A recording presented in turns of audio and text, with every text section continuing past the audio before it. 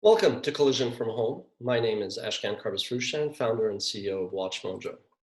So briefly, a little bit on my background. I'm based in Montreal, Canada. I studied finance and wanted to do investment banking, but life is a funny way of unfolding, so I ended up being drawn by the promise of the dot-com revolution. I worked in search before Google took off. Then I worked in online publishing at a men's online magazine called Ask Men before getting the entrepreneurial bug in 2005 to launch WatchMojo.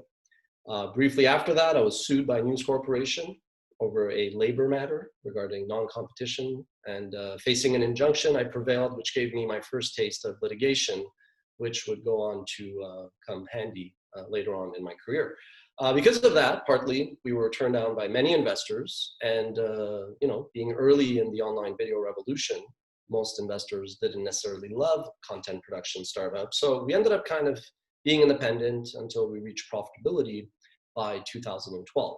To this day, we've remained profitable and we have no outside corporate ownership, which is interesting, and it comes with its pros and cons, but it's something I wouldn't really trade for much else in the world. Over the years, I've developed an expertise in copyright and particularly fair use, published 3 books, written over 1,000 columns, and last year I produced a documentary called Fox in the Henhouse, and in 2006, Ernst & Young was kind enough to award WatchMojo and myself the 2015 Entrepreneur of the Year Award in the Media and Entertainment category. WatchMojo today is one of the largest brands on YouTube. In many ways, YouTube has replaced cable television, and WatchMojo finds itself similarly in a spot where, let's say, MTV and ESPN did in the 1980s. WatchMojo is obviously known for its top 10 lists, but we're going to talk a little bit about our trajectory, how we found our voice and survived long enough to thrive, and at the same time draw parallels to what happened in the streaming wars and what the 2020s hold in store. When we launched in 2005, YouTube was one amongst many, including Rever, Gooba, Dailymotion, and MetaCafe, trying to basically deliver on the promise of web video, which had been buffering and frustrating for most viewers.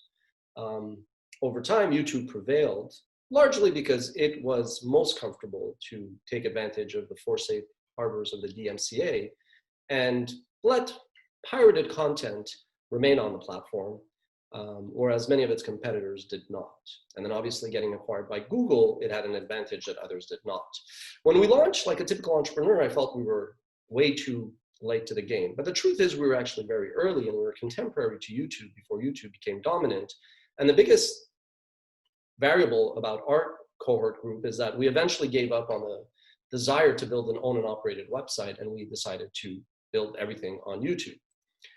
Today, the world has changed, and we'll talk about that. But in 2006, the main opportunity was that content was represented by a pyramid, and at the top of the pile, you had super premium content producers that lacked an economic incentive to embrace the web. And at the bottom, user-generated content was changing the rules of publishing to the extent that in 2006, Time magazine called you the person of the year because of the promise of UGC and how it was disrupting publishing, news gathering, and whatnot. But there was a vacuum in the middle of that pyramid, and that's what WatchMojo decided to focus on. And even early on when I was writing for TechCrunch and Media Post, trying to make sense of this universe, that's what we decided to set our sights on. But the main pivot came in 2011. That's when we decided to make 4 bets. We recognized that as readers of comic books had grown up into adults and were getting jobs on Madison Avenue in Hollywood and Silicon Valley, they were basically going to bring that into their day-to-day job, and geek culture would become pop culture. We also recognized that fair use was an extension of freedom of press and expression, and bet the farm on it. And of course, we were comfortable around top 10 lists, and we were passionate about that. And we recognized that whether it was Dave Letterman, Wayne's World, or Moses, the OG of lists, with his 10 Commandments, this was a format that mankind was drawn to, and we decided to go all in on YouTube because we recognized the platform's promise and power over time. And I acknowledge that ultimately I was just as passionate about storytelling as I was about entrepreneurship, and I decided to bring that all together and move forward. And in parallel, the 2010s were a very busy decade. At the onset, Time Warner was the most valuable media business in the world, and its CEO, Jeff Bezos, when talking about Netflix, said that it's a bit like, quote, the Albanian army is going to take over the world. It's just not going to happen, end quote. What ended up happening is Netflix grew, soaring in valuation by tenfold, whereas ultimately Time Warner threw in the towel and said that they did not see a future as an independent company and decided to sell to AT&T. Over time, there was this big revolution and direct-to-consumer rush where Netflix became an evolutionary power in the SVOD, or subscription video on demand business, basically taking the same kind of programming we're watching in TVs and theaters and bringing it to you, hence an evolutionary change. Whereas YouTube became this revolutionary AVOD, or advertising video on demand force, that basically changed the rules of publishing and production, democratized distribution. It also changed how consumers engage with content, not just giving them the power to choose what they wanted to watch, but also what ads they wanted to sit through with skippable ads and TrueView, which is really the most disruptive force in media and entertainment. Their success ended up waking up traditional media. What happened subsequently is that finally online viewership overtook TV viewership, but that simply led, thanks to YouTube and Netflix's success, to an expensive content arms race that, at least until 2019, saw Disney spend more money, 3 times more than Netflix. Ultimately, by the end of the 2010s, you saw advertising finally breaking the dam and moving online because distribution had blurred. You could watch Game of Thrones on your phone, or you could watch PewDiePie on your smart TV. But aggregate dollars until 2019 remained massive thanks to theatrical and the so-called peak of television, with Disney obviously being the biggest player, replacing Time Warner from a decade ago. TV has always remained a very tightly held landscape. Very few companies own most of the brands and the IP, and this is a market where consolidation has been the name of the game. It's gobble or be gobbled, and that was only set to continue.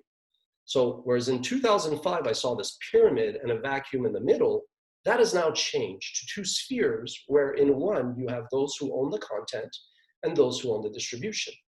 Now the opportunity is that these spheres will over time merge into one.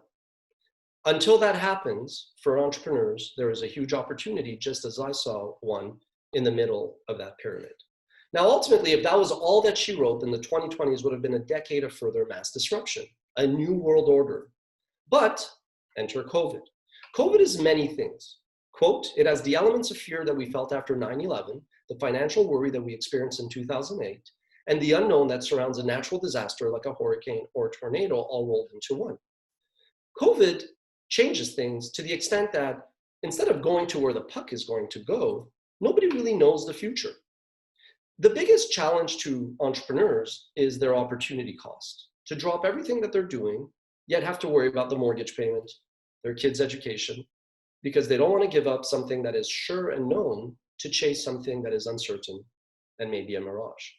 But at this point, whereas others are frozen and trying to make sense of what's in the future, nothing should be freezing you and nothing should be holding you back.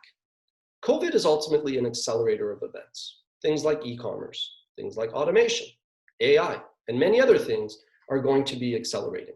So you should be looking at your company, your expertise, your industry, and seeing opportunities where others see fear.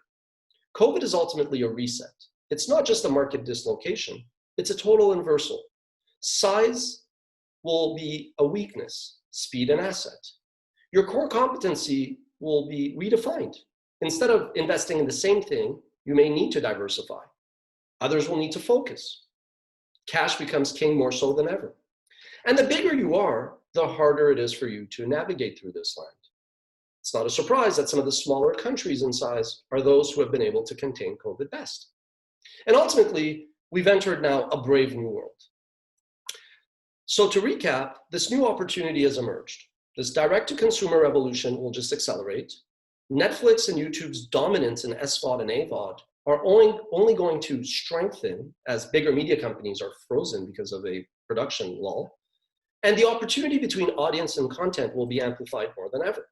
So as others go through the stages of denial, anger, depression, bargaining, and acceptance, you have to understand that whereas there's going to be chaos and paralysis, there's also opportunity. To finalize, 2020 COVID will do to TV and theatrical what 2008's financial crisis did to print. It will simply accelerate.